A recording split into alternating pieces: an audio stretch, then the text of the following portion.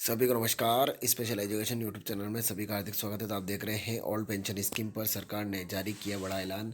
18 माह के DA arrear पर भी सरकार का यू टर्न।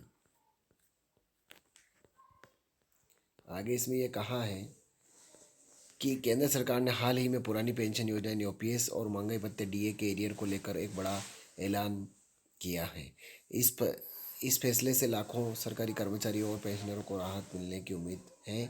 सरकार ने पिछले पुरानी पेंशन योजना को लेकर अपने रुख में बदलाव किया है और साथ ही कोविड काल में रोके गए 18 महीने के डीए एरियर को जारी करने पर भी विचार कर रही है। यह फैसला लंबे समय से चल रही मांगों के बाद आया है। कर्मचारी संगठन लगातार ओपीएस की बहाली और डीए एरियर की मांग कर रहे हैं। अब सरकार ने इन मांगों पर सकारात्मक रूप अपनाया है, जिससे कर्मचारियों में खुशी की लहर है। पुरानी पेंशन योजना क्या है? पुरानी पेंशन योजना यानी ओपीएस एक ऐसी व्यवस्था थी जिसमें सरकारी कर्मचारियों और रिटायरमेंट के बाद आखिरी सैलरी का 50% पेंशन के रूप में मिलता था।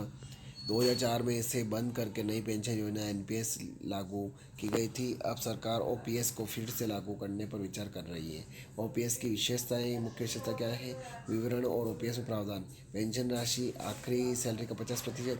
कर्मचारी का योगदान कोई योगदान नहीं। सरकार का योगदान पूरी पेंशन राशि सरकार द्वारा। महंगाई राहत, समय समय पर बढ़ोतरी। परिवार पेंशन, कर्मचारी की मृत्यु पर लाभ। गारंटीड पेंशन, हाँ। निवेश जोखिम, कोई जोखिम नहीं।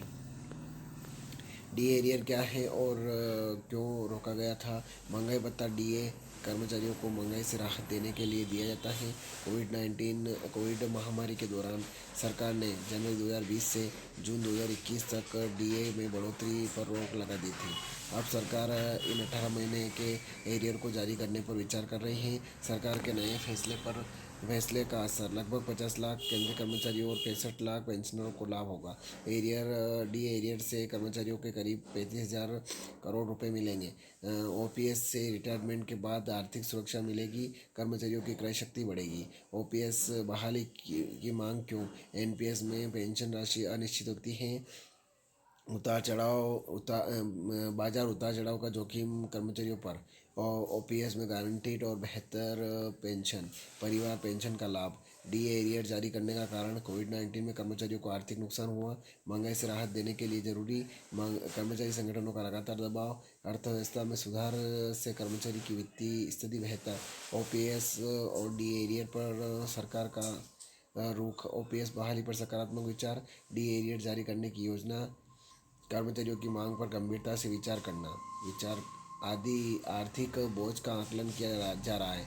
डिस्क्लेमर, यह लेख सरकार द्वारा किए गए ऐलान और मीडिया रिपोर्ट से आधारित है। हालांकि अभी तक सरकार की ओर से इस संबंध में कोई आधिकारिक सूचना जारी नहीं की गई है।